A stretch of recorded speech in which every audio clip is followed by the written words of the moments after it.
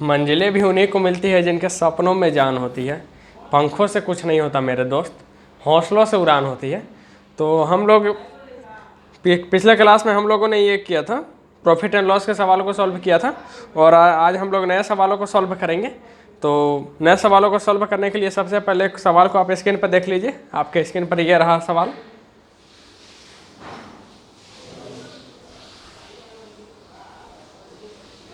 और यह सवाल में कहता है कि एक टेप रिकॉर्डर 10% के लाभ ये सवाल तो हमने कल बता दिया था, सॉरी। आप दूसरा सवाल देखिए।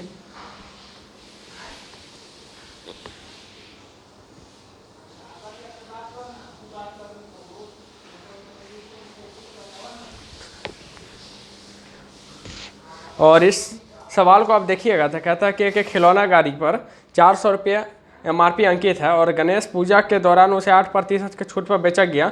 एक दुकानदार 8% की छूट की घोषणा करता है। यदि वह 16% की एक तरफा छूट दे दिया जाए तो कितना हानि होगा। आप यहाँ पर इस सवाल को समझिए। यह सवाल में आपको सक्सेसिव डिस्काउंट के बारे में इस पर चर्चा है।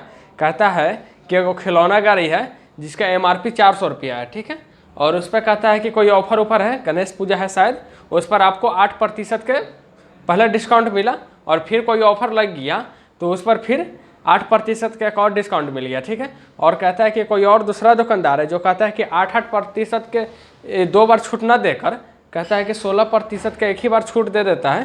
तो आप बताइए कि दोनों में क्या फ़र्क है।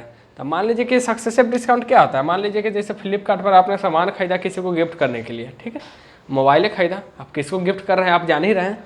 10,000 रुपये का मोबाइल खरीदा, 10,000 का मोबाइल है जिस पर कहता है कि फ्लिपकार्ट का ऑफर चल रहा है, जैसे कि बिग बिलियन डेज वजह कुछ भी है, उस पर आपको स्पेशल ऑफर दिया जा रहा है। मान लें कि फरवरी चल रहा है तो फरवरी माह में आशिकों के लिए अलग से ऑफर दिया जाता है फ्लिपकार्ट की तरफ से। अब बोलता है कि 10% का आपको, मान लीजिए कि 10,000 रुपया, ठीक है, बोला कि 10% का आपको डिस्काउंट दिया जाएगा, ठीक है। मान लीजिए कि 10,000 रुपया है, 10% का फ्लिपकार्ट का आपको डिस्काउंट दे रहा है तो आप कितना पर दे। मान लें कि कोई भी चीज़ 100% है ना, 10% डिस्काउंट देगा तो उसका वैल्यू कितना बन जाएगा, 90% बन जाएगा। परसेंट हटाएंगे तो नीचे 100 लिख देंगे यहाँ पर, तो 90/100। फिर बोलता है कि अगर आपके पास कोई स्पेशल कार्ड है जैसे कि HDFC, ICICI, कोई भी बैंक है, बैंक ऑफर लग जाता है ना, तो 10% का बोलता है कि एक और डिस्काउंट देंगे, ठीक है। तो अब फिर 10% का एक और डिस्काउंट दिया तो ये टोटल का वैल्यू तो 100% है, कोई भी बन गया। अब फिर 10% का और डिस्काउंट दिया तो 90% बन गया इसका भी वैल्यू। तो यहाँ पर देखेंगे ना, यहाँ पर वैल्यू 90% बन गया, ठीक है। आप काट दीजिए, 2 0 से 2 1 2 3 4, ठीक है। अब कितना बन गया, 9 9 81,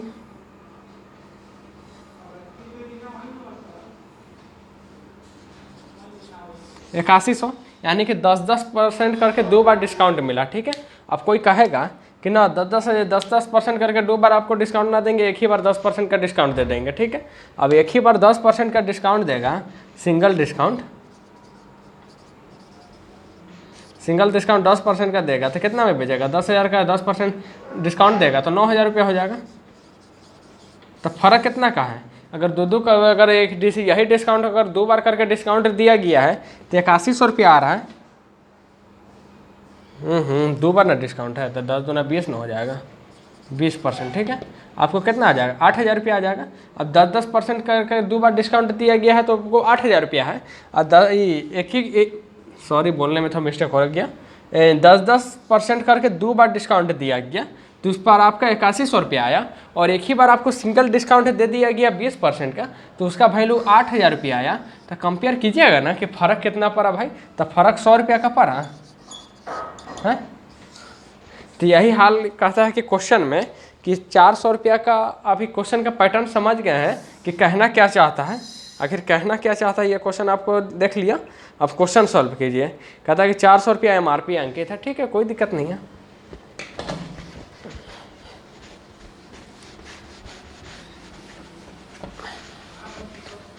मान लीजिए कि पहले इसको हम 2 को घेरा बनाते हैं आपको समझाने के लिए। आप इसको एक बार कॉन्सेप्ट समझ जाइए ना, बस ये आपका, इसको मुंह पर सॉल्व कीजिएगा।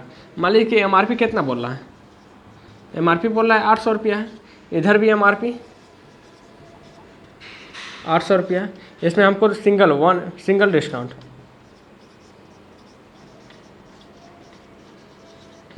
16%, ठीक है।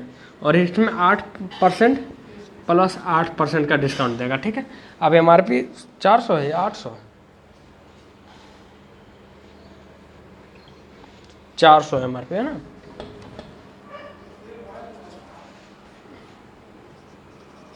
अब इसमें आप देखिए पहला का डिस्काउंट मिला कितना, 8%, ठीक है। आप यहाँ पर लिखिए 400। अब यहाँ पर अगर 800 के 32, ठीक है, पहला का डिस्काउंट कुछ दिक्कत नहीं, 400 गुने 8% मिला है तो 92% पर बेचेगा, 92/100 गुने फिर 8%, 92/100,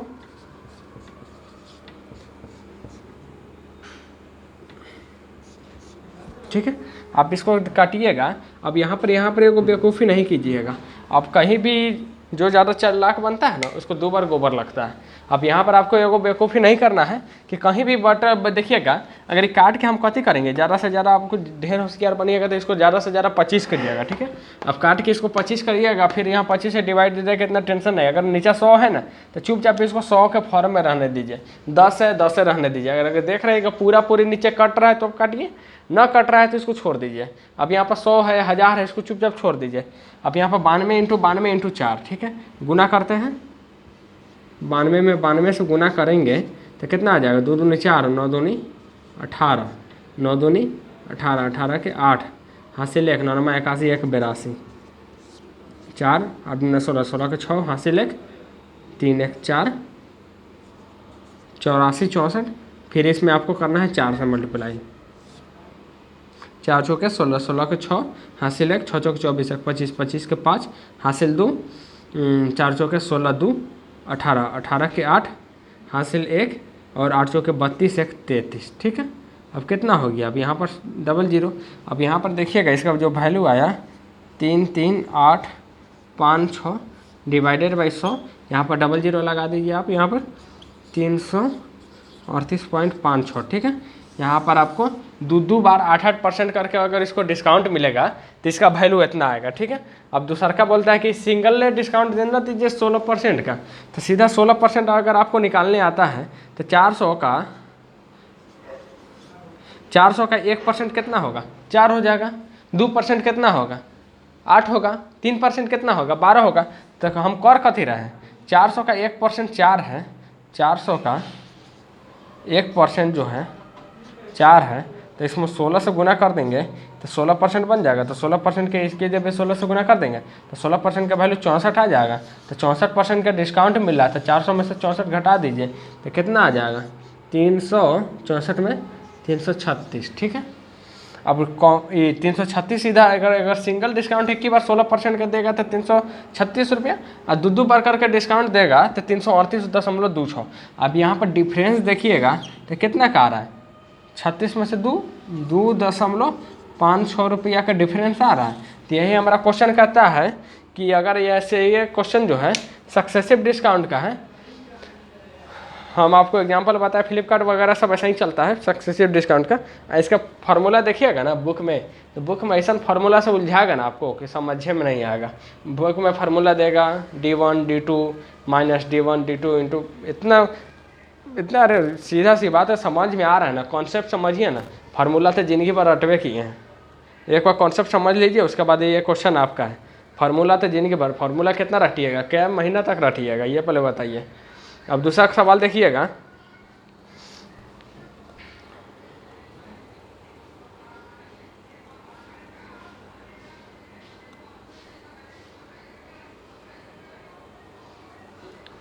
दूसरा सवाल कहता है कि 150 रुपया से 300 रुपया तक के कीमत में वस्तु खरीदी गई, ठीक है, और किताब है, और 250 रुपया से 350 के बीच कीमत पर बेची जाए तो संभावित अधिकतम माल क्या होगा जो 15 पुस्तकों बेचने पर मिलेगा।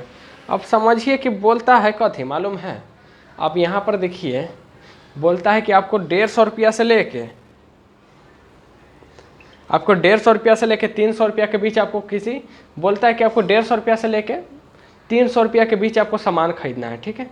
हम वही चीज़ हम आपको 150 रुपया में भी देंगे, वही चीज़ आपको 200 रुपया में भी देंगे, वही चीज़ हम आपको 300 रुपया में देंगे, ठीक है। और वही चीज़ आपको बेचना है, वही चीज़ आपको 200 रुपये में, उसको वही चीज़ को आपको 250 रुपये में बेचना है, वही चीज़ को आपको 260 रुपये में बेच 250 से लेकर आप 350 के बीच बेच सकते हैं, ठीक है। ऐसा एगो चीज़ नहीं बेचना, ऐसा 15 को किताब बेचना है। तो आप यहाँ पर लॉजिक लगाइए कि अब ज़्यादा प्रॉफिट के लिए हम कथी करेंगे, हैं, सबसे कम पर खरीदेंगे, सबसे ज़्यादा पर चेपेंगे, ठीक है। यानी कि सबसे कम पर सामान खरीदेंगे, ऐसा मुर्गा ढूंढेंगे जो सबसे ज़्यादा किसी को चेप दे। तो उसने बिहार में इसने देखिएगा, बिहार में आप सामान खरीदिएगा ना, तो सबसे रिजेक्टेड चीज़ जो रहेगा ना, अगर आपको बोल दिया दुकानदार मोबाइल खरीदने गए बिहार में, और जिस दिन आप दुकानदार के बात पर आ गए, तो उस दिन गारंटी है कि आप किसी रिजेक्टेड सामान को ही लेकर आइएगा, क्योंकि दुकानदार आपको ऐसा चीज़ देगा जिस पर उसको ज़्यादा प्रॉफिट है। कभी नहीं कहेगा जो ट्रेंडिंग में चल रहा है, जिस पर कम बजट है, जो आदमी बोलता है कि मेल के लिए रखा हुआ है, वो चीज़ दुकानदार आपको कभी नहीं बोलेगा, सजेस्ट कभी नहीं करेगा आपको चीज़ लीजिए।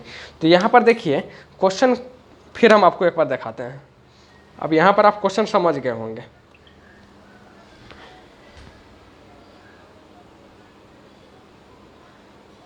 यहाँ पर आप क्वेश्चन समझ गए होंगे कि अगर हमको 150 रुपये में खरीदे कि 200 में खरीदे कि 300 में खरीदे, आपको बोलता है कि 150, तो यानी कि हमको मैक्सिमम फायदा लेना है, ज़्यादा से ज़्यादा हमको कमाना है।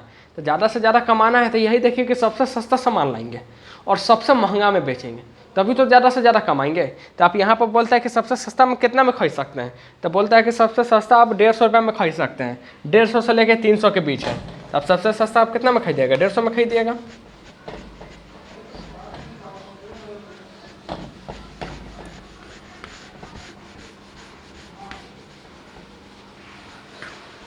सबसे सस्ता आप कितना में खरीदिएगा, 150 में खरीदिएगा, कॉस्ट प्राइस हो गया। और सबसे महंगा आप कितना में चेपिएगा, अब सबसे महंगा आप कितना में बेचिएगा, तो यहाँ पे बोल रहा है कि अब 250 से लेकर 350 के बीच बेच सकते हैं। तो हमको ज़्यादा से ज़्यादा प्रॉफिट ना चाहिए, अब ज़्यादा से ज़्यादा प्रॉफिट के लिए सबसे महंगा में बेचेंगे, सेलिंग प्राइस 350 रुपया, ठीक है। हमको प्रॉफिट कितना का हो रहा है, 150 में खरीद रहा है, 350 में बेच रहे हैं, 200 रुपया का प्रॉफिट है, ठीक है। अब एक बुक पर प्रॉफिट कितना का है, 200 का है। हमको बेचना कितना है, 15 किताब बेचना है, तो एक पर प्रॉफिट है, प्रॉफिट 1 बुक का, एक बुक बेचने पर प्रॉफिट 200 रुपया है, तो हमको 15 को किताब बेचना है,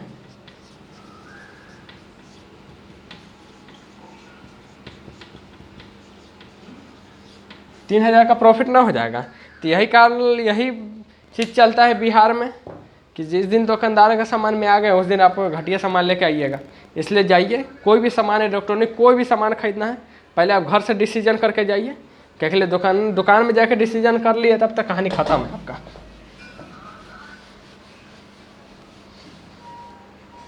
और अगला सवाल देखिएगा,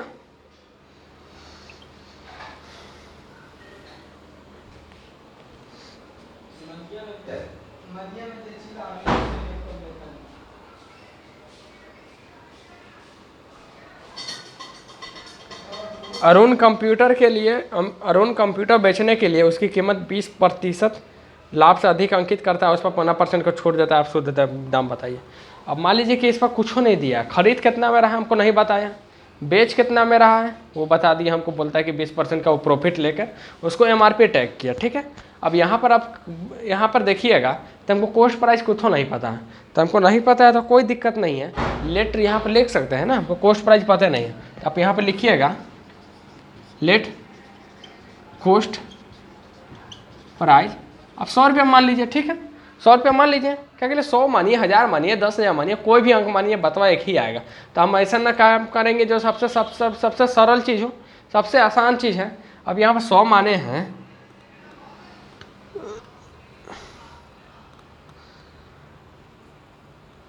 अब यहाँ पर 100 माने हैं, तो अब यहाँ पर 100 माने हैं, ठीक है। अब क्या बोलते हैं, MRP जो टैग करता है ना, MRP जो इसका टैग करता है 20% एक्स्ट्रा टैग करता है। टैक्स का MRP क्या बन जाएगा, 10% 10 हो जाएगा, 20% 20 हो जाएगा, तो MRP जो इसका हो जाएगा 120 रुपया हो जाएगा, ठीक है। अब बोलता है कि MRP पर 15% का डिस्काउंट देगा। अब MRP पर डिस्काउंट देगा, अब कोई बकलोलवे रहेगा जो कॉस्ट प्राइस पर डिस्काउंट देगा, ठीक है। अब होशियार आदमी की यही पहचान है कि अब देखिएगा कोई मोल जोलाई वाला काम ना होता है, तो कभी करता है कि उसको ज़्यादा देखता है कि गाँव में ज़्यादा चलता है कि मोल मोलाई वाला काम, तो आपको हमेशा 10 रुपया 5 रुपया एक्स्ट्रा बढ़ा के बोलेगा, फिर 5 रुपये का डिस्काउंट। मान लीजिए 10 रुपया एक्स्ट्रा बढ़ा दिया, आपको 8 रुपये का कम लिया, तभी वो मोल मोलाई में वो 2 रुपया का वो एक्स्ट्रा फायदा ले रहा है। तो यही कहानी है कि मोल मोलाई यहाँ पर चलेगा तो बोलता है कि MRP से 20% का एक्स्ट्रा टैग कर दिया, और बेचने के समय बोलता है कि आपको 15% का डिस्काउंट। तो ये चापलूसी वाला आदमी है, 15% का डिस्काउंट भी ले लिया, उधर फायदा भी देख रहा है, तो 15% का डिस्काउंट देगा। ठीक है, अब सेल करेगा, सेल ऑन डिस्काउंट ऑफ 15%। ठीक है, 15% का डिस्काउंट देगा तो कितना पर बेचेगा। ठीक है, अब मुंह पर निकालना सीखिए ना, हमेशा 85 गुना करते रहिएगा, कब तक कीजिएगा। ठीक है, अब मुंह पर निकालने का सीखिए। 10% का वैल्यू कितना है, 120 है ना, तो 10% का वैल्यू कितना हो गया, 12 हो गया। और 5% का वैल्यू कितना हो गया, जब 10% का वैल्यू 12 है तो 5% का वैल्यू 6 हो जाएगा, तो कितना हो जाएगा टोटल 10 और 5 15 जुड़ेगा। मान लीजिए यहाँ पर देखिए 10% का जो वैल्यू 12, अब इसका आधा कीजिए, 5% का वैल्यू 6 हो गया। अब टोटल का जोड़िए, 15% का जो वैल्यू होगा 18 हो जाएगा। अब यहाँ पर 18 घटा दीजिए, 18 रुपये का डिस्काउंट दे रहा है, इसका सेल करेगा 120 माइनस 18 102। ठीक है, अब वो खरीदा था कितना में, 100 रुपया में, बेच कितना में रहा है, 102 रुपया में।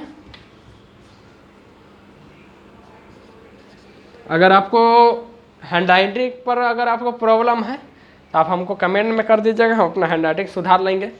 क्या के लिए, हम आज तक हम अपना हैंड राइटिंग जब क्लास में लिखते थे ना, तो हम क्लास में कथी लिखते थे हमको खुद पता नहीं चलता था। 12th में थे ना, तो क्लास में कथी लिखते थे, मास्टर कथी लिखाता था हमको पता नहीं चलता था। क्लास में लिख लिए, अब घरे पहुँचे हमको खुद समझ में नहीं आता था कि हम लिखे कथी है। तो दोस्त सबको फ़ोन करके व्हाट्सएप पर मंगाते थे कि आज के सवाल भेजो, तो कहता कि तुम गया था ना, हम बोलते थे गए तो थे लेकिन लिखे कथी हमको खुद अब समझ में नहीं आ रहा है। तो हैंड राइटिंग हम सुधार कर लेंगे। ठीक है, आप यहाँ पर देखिए क्या कह रहा है कि 102 रुपये में बेच रहा है, 100 रुपये में खरीद रहा है, 2 रुपये में बेच रहा है, तो इसका प्रॉफिट कितना का हो गया, प्रॉफिट हो गया या तो 2 रुपया बोलिए या तो 2% बोलिए। क्या के लिए कंपेयर कर रहा है 100 से, और 100 से किसी को भी कंपेयर कर देगा ना। मान लीजिए 100 से 5 एक्स्ट्रा है तो उसको रुपया में बोलिए चाहे आप परसेंट में बोलिए, लेकिन कंडीशन है सिर्फ 100 से उसका कंपेयर होना चाहिए। अगर दूसरा नंबर से कंपेयर कर दिया तो आपका गलत हो जाएगा, या तो आपको 2% का वृद्धि हुआ ना तो 2 रुपया का वृद्धि हो गया। ठीक है, बतवा दोनों सर सेम है। अब अगला सवाल देखिएगा,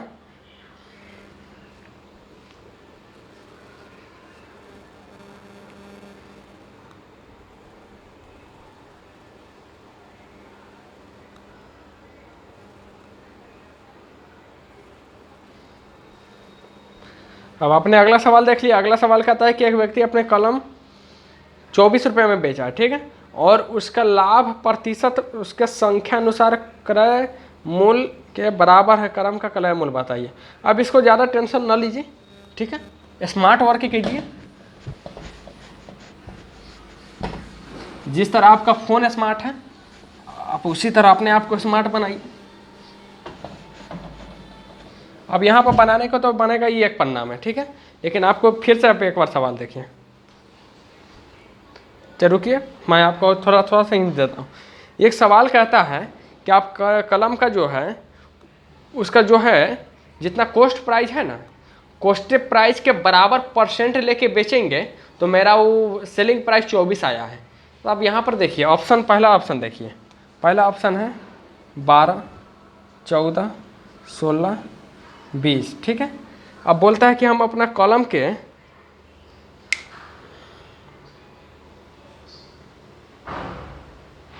अब बोलता है कि अब हम अपना कॉलम पर जितना उसका पहले, अब यहाँ पर सेलिंग प्राइस देखिए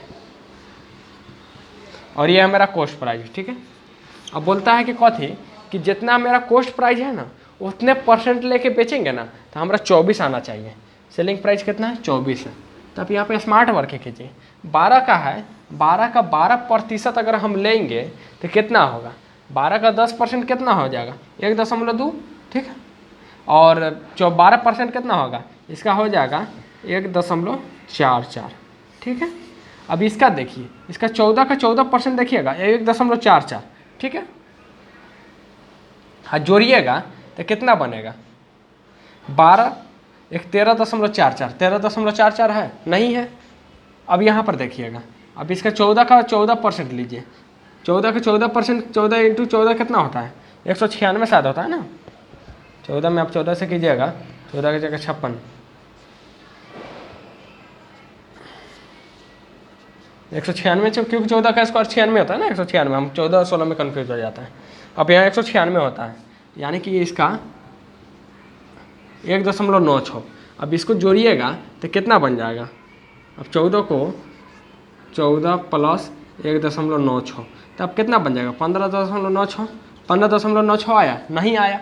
अगला सवाल को देखेंगे 16 का, 16% कितना हो जाएगा, 16 का 16% 2.56, क्या के लिए 16 इंटू 16 256 होता है, ठीक है। अब 16 मान लीजिए 16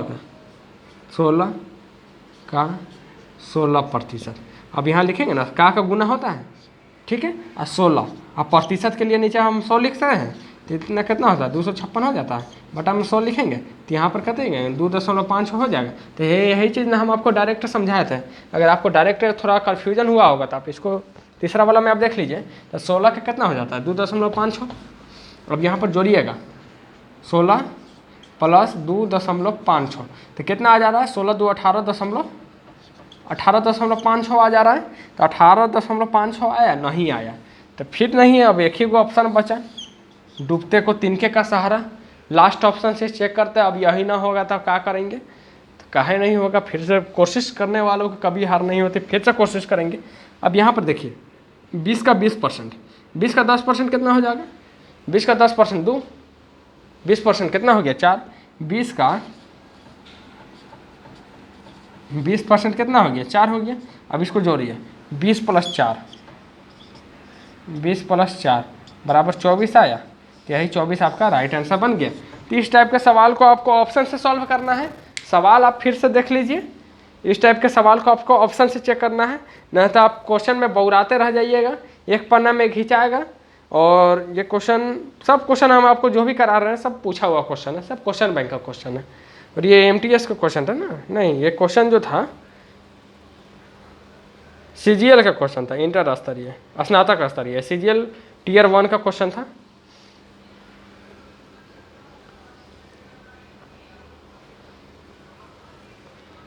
और क्लास जारी रहेगा।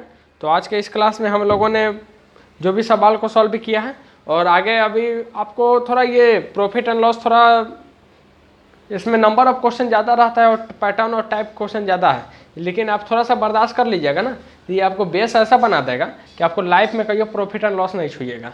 प्रॉफिट एंड लॉस अगर आपका मतलब बढ़िया है ना, तो परसेंटेज में आपको कहीं दिक्कत नहीं होगा। क्योंकि लिए जो प्रॉफिट एंड लॉस में आपको पढ़ाएंगे सेम चीज़ परसेंटेज में थोड़ा सा उसमें आपको क्वेश्चन टाइप बदलता है, और उसके बाद आपको प्रॉफिट एंड लॉस परसेंटेज हो गया। उसके बाद डिस्काउंट वगैरह, तो हम आपको जो डिस्काउंट वगैरह में कुछ नहीं है, सक्सेसिव डिस्काउंट हम आपको पढ़ा ही दिए हैं, डबल डिस्काउंट फ्लिपकार्ट वाला समझाकर। और उसमें एक और डिस्काउंट आता है आपको एमआरपी पर टैग करने वाला, आपको वो हम कल पढ़ा देंगे, उसका टाइप को कल पढ़ा देंगे, और आगे भी हम क्लास लेते रहेंगे। तो अगले क्लास में मिलते हैं, तब तक के लिए जय हिंद जय भारत।